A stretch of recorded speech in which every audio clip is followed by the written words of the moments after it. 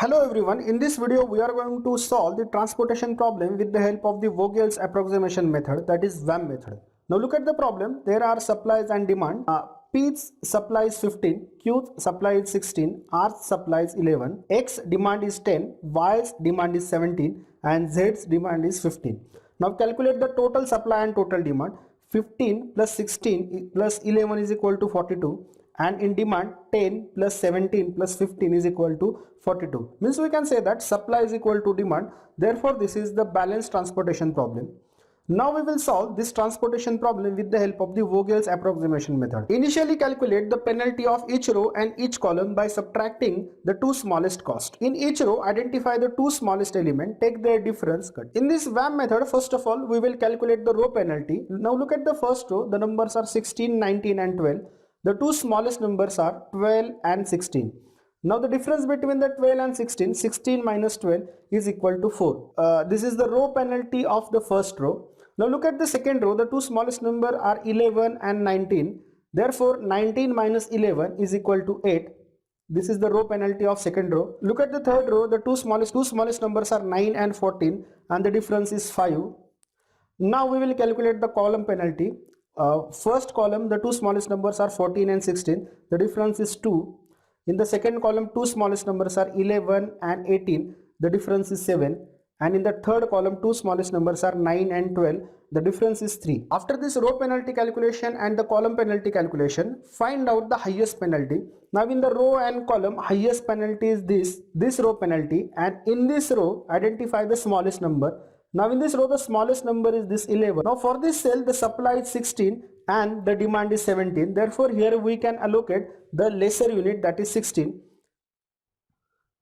After this allocation, this 16 minus 16 is equal to 0, and here 17 minus 16 is equal to 1. Now look at the second row. Now in the second row, look at the second row. In the second row, supply is equal to 0. Therefore we cannot allocate for this cell and this cell. Therefore we will cancel the second row and we will not calculate the penalty for the second row for the second row. After this allocation, again for the second round, calculate the row penalties and column penalty. Look at the first row. The smallest numbers are 12 and 16. The difference is 4. Here supply is equal to 0 for the second row. Therefore we will not calculate the penalty. And in the third row, smallest numbers are 9 and 14. Therefore penalty is 5. The column penalty, two numbers are there, 16 and 14. The difference is 2.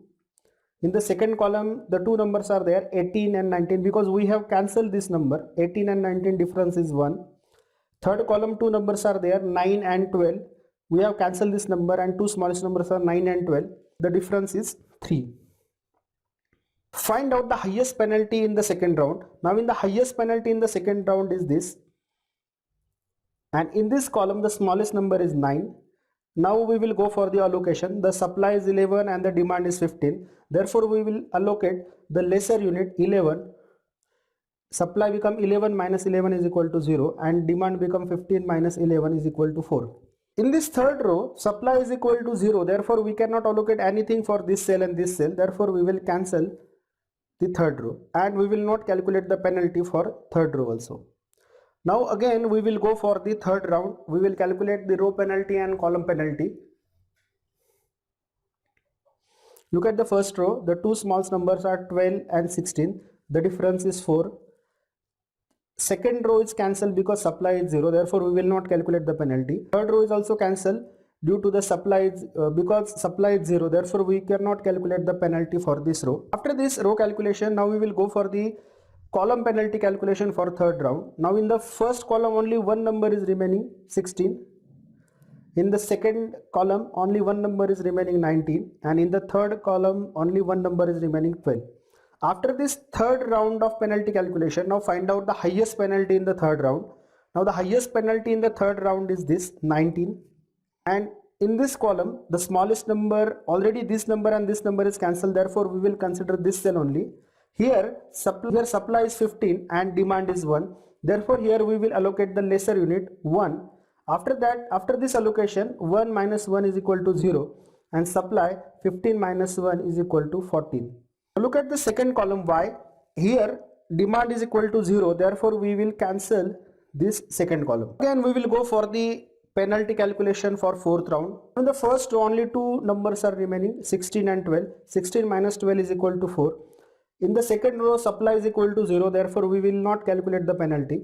In the third row, supply is 0, therefore we will not calculate the penalty. First column, only one number is remaining, 16. In the second column, demand is equal to 0, therefore we will not calculate the penalty. And in the third column, only one number is remaining, 12. After this, find out the highest penalty in the fourth round. Now in the fourth round, highest penalty is 16 and the smallest number, already the two numbers are cancelled, therefore only one number is remaining, 16. Now for this cell, supply is 14 and the demand is 10, therefore here we will allocate the lesser unit, that is 10. After this allocation, demand 10 minus 10 is equal to 0 and supply 14 minus 10 is equal to 4. Now look at the first column, demand is equal to 0, therefore we will cancel this first column and we will not calculate the penalty for this column. Now in the table, only one cell is remaining for the allocation. Now look at this cell 12, the supply is 4 and the demand is 4, therefore here we will allocate the 4 unit. After this allocation, this supply 4 minus 4 is equal to 0 and here the demand 4 minus 4 is equal to 0. After this allocation, check all the demands. Now all the demands are 0 and all the supplies are 0. Count the number of allocation in the table. Number of allocations are equal to 1, 2, 3, 4, 5. Number of allocations are 5. Now check whether it is equal to m plus n minus 1 or not. Number of rows equal to 3. Number of columns are equal to 3. Minus 1 is equal to 5. Here number of allocations are equal to m plus n minus 1. Therefore we can say that the solution is the feasible. And the total transportation cost is equal to 16 into 10, 19 into 1, 12 into 4, 11 into 16 and 9 into 11. Therefore total transportation cost is equal to 502. Therefore total transportation cost is equal to 502.